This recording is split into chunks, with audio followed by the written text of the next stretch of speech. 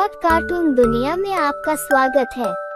एक गांव था रामगढ़। इस गांव के लोग बहुत सरल और सीधे स्वभाव के थे, लेकिन कुछ लोग ऐसे भी थे जिन्हें दूसरों को परेशान करने में बहुत मजा आता था। इसी गांव में लालू नाम का एक लड़का अपने माता पिता श्याम और सुंदरी के साथ रहता था। लालू बहुत भोला और कम दिमाग वाला लड़का था, जिसके कारण गांव के लोग उसे पगलेट लालू बुलाते थे। अरे लालू उठ जा, सबेर हो गई। तेरे पिताजी तो खेतों पर भी गए और तू अभी तक सो रहा है।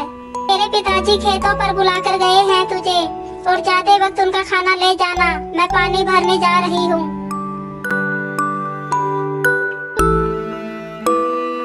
लालू अपनी माँ की बातों को बिना सुने ही फिर से सो गया। सुंदरी पानी भरकर वापस आ जाती है। नालायक, अभी तक तो उठा नहीं। तू उठ रहा है या मैं डंडा लेकर आऊं? हाँ हाँ उठ गया हूँ।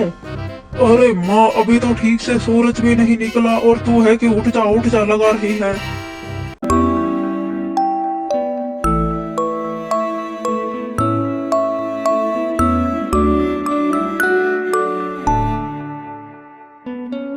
लालू उठता है और थोड़ी देर बाद अपने पिताजी का खाना लेकर खेतों पर जाने लगता है।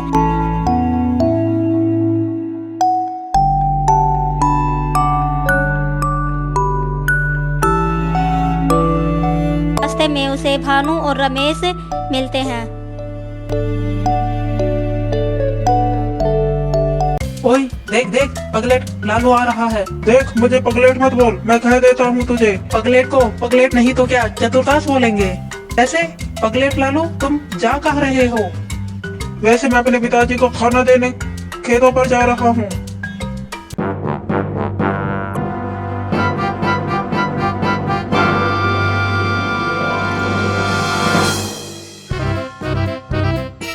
लालू खाना देकर वापस आ ही रहा होता है कि उसे फिर से रमेश और भानु रास्ते में मिल जाते हैं। हाँ चल चल, इसके मजे लेते हैं। सुन लालू, अगर तू चाहता है कि गांव के लोग तुझे पगलेट ना बोले तो तुझे अपनी बुद्धिमानी दिखानी होगी। हाँ हाँ, क्यों नहीं, मैं तो वैसे ही बहुत बुद्धिमान हूँ।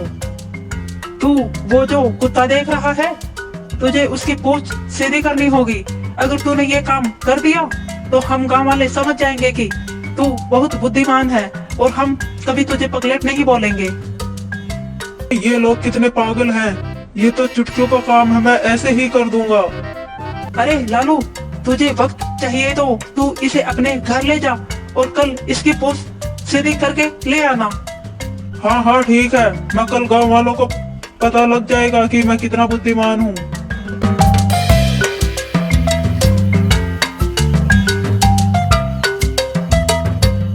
लालू कुत्ते को लेकर अपने घर पहुंचता है। अरे लालू, दे आया अपने पिताजी को खाना। और ये क्या, तू कुत्ते को कहाँ से पकड़ लाया है? माँ, कल पूरे गांव वालों को पता चल जाएगा कि मैं कितना बुद्धिमान हूँ। वो कैसे? ऐसा कौन सा महान काम करके आया है तू? लालू अपनी माँ को रमेश और भानु की सारी बात बताता है। वाह मेरे नालायक बेटे, मैं भी धन्य हुई तुझे जन्म देकर। नाच पीटे, कुत्ते की पूंछ कभी सीधी हुई है जो तू एक रात में कर देगा? अरे माँ, तू ऐसे क्यों बोल रही है?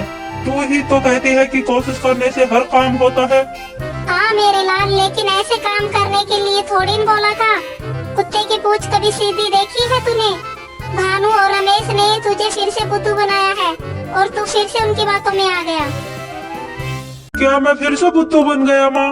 लेकिन अब मैं क्या करूँ, पूरे गांव वाले मुझ पर हंसेंगे। सुन, तू एक काम कर, कल इस कुत्ते को ले जाना और लोगों से बोलना। सुंदरी लालू को कुछ बोलती है और लालू मुस्कुराता है।